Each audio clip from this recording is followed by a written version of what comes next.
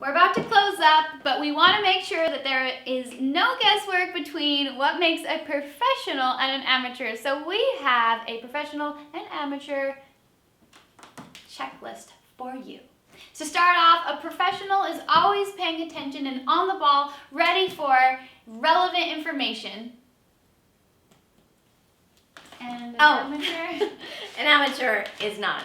A professional focuses on the crowd. And an amateur focuses on themselves. A professional knows their value. An amateur undercuts other people. A professional sees mistakes as a learning experience. And amateurs beat themselves up about it forever. Professionals know how to conduct themselves and be a good gauge of their own ability and not drinking and getting wasted at events. That looks like more fun on that side. A professional gets paid.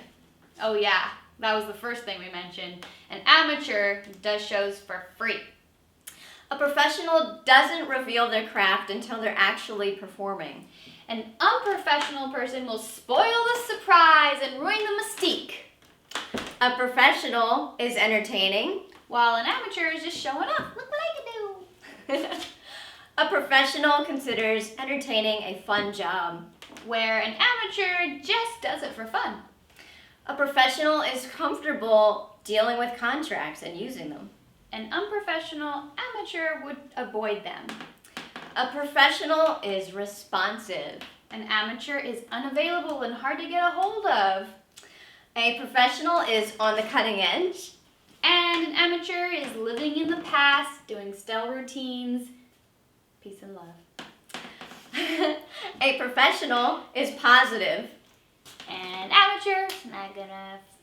A professional is flexible. In more than one way. And an amateur is stuck in rigid ways and I don't want to change anything. A professional is reliable. And an amateur is unresponsive. A professional sees their accomplishments. And an amateur doesn't feel like they're getting anywhere. A professional creates long-term goals and reaches them. And an amateur only sees the rewards of short-term ideas. A professional uses systems to organize. And an amateur relies on other people to tell them what to do, to reread emails, and ask the same redundant questions over and over again.